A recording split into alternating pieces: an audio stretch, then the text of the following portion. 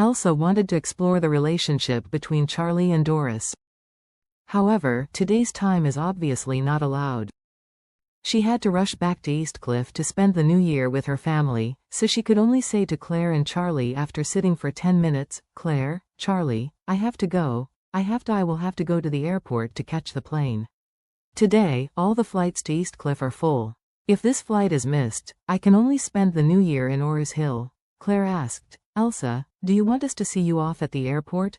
Elsa hurriedly said, "No, you can stay at home." After speaking, she greeted Doris again. "Doris, I'm leaving now." Doris nodded slightly and said, "A good journey, and I wish you a happy new year in advance." "Thank you." Elsa nodded, and after leaving Claire's parents again, she left with DeLong, who was crying. As soon as he left the door, DeLong couldn't hold back his depressed mood anymore, and cried out all of a sudden, saying, "Elsa, Charlie is too much. You have seen it too. I haven't offended him since I entered the door. I didn't provoke him, and didn't dare to confront him with a word. Unexpectedly, he asked Wei Liang to give me a 1-year deadline. He also said that I made him feel uncomfortable. You give him a comment." Elsa sighed and said, "Brother, I suspect that the reason why Charlie looks unpleasant to you is because your attitude towards Doris is a bit too ambiguous." DeLong nodded, and said with emotion, "I guess you can tell, I guessed it. I guess there are two possibilities for this. Either Charlie is very upset about my behavior of picking up girls in front of him, or he is very upset with my behavior of making ways towards Doris, and there must be one of these two." Elsa nodded.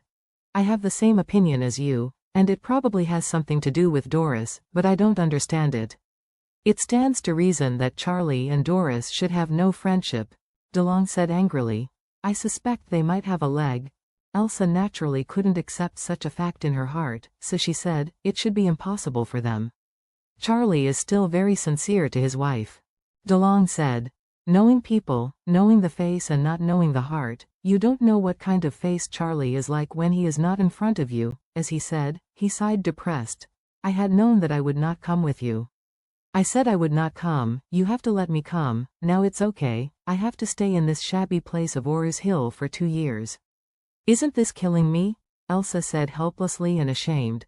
"I'm sorry, brother, I'm all to blame for this. I shouldn't have brought you here." DeLong wiped a tear and said, "Instead of saying sorry to me, you should think of a way to persuade Charlie to spare me as soon as possible." Elsa hurriedly nodded and said, "Brother, don't worry about that.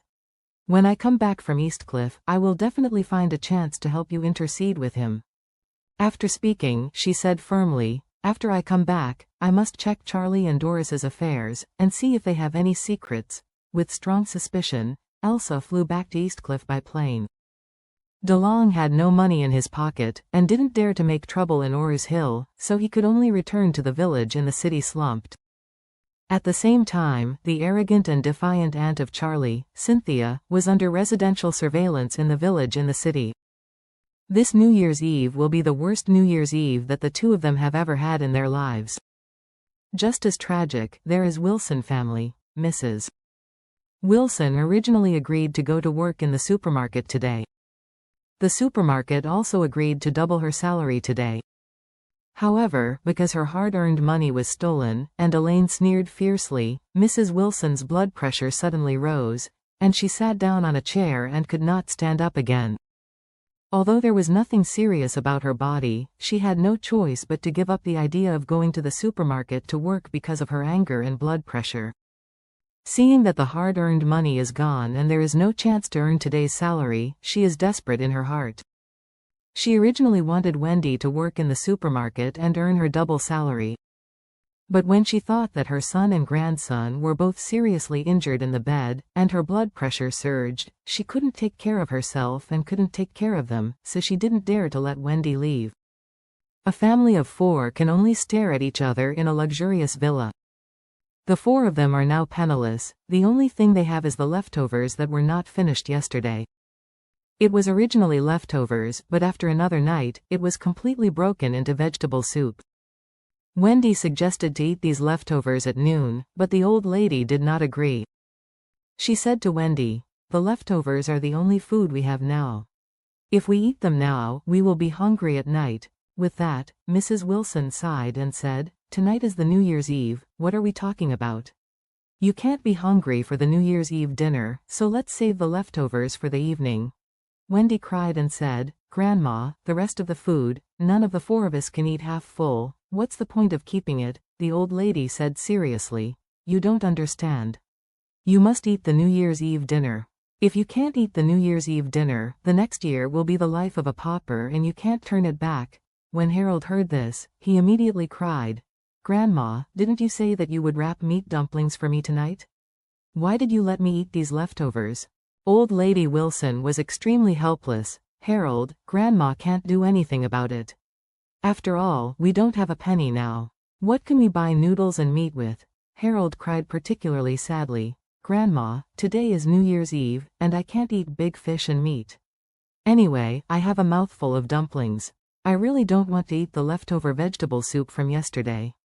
The smell of water, mixed with the smell of rusty kitchen knives, is really unpalatable. Jacob on the side choked dryly and said, After you have done, Harold, you can eat some, it's not bad, it's better than having a hungry stomach on New Year's Eve. After all, he gritted his teeth and said, This thing, blame your mother, that bitch took all of your grandma's hard-earned money, otherwise we would be able to eat hot dumplings. Quote. Wendy also cried, sobbing and said, Mom is too much. When she stole Grandma's money, didn't she think about our family? The Lady Wilson was even more angry, and blurted out, She wants a fart.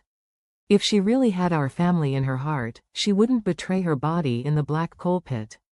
This kind of unruly bitch, if it is true. If I have eyes, I will take her as soon as possible. After that, the old Lady Wilson sat down in a chair, patted her thighs, and cried out, God, you open your eyes and look at our house. What life are we having? The old lady hid her face and wept bitterly. Others kept whimpering, and the family of four cried together.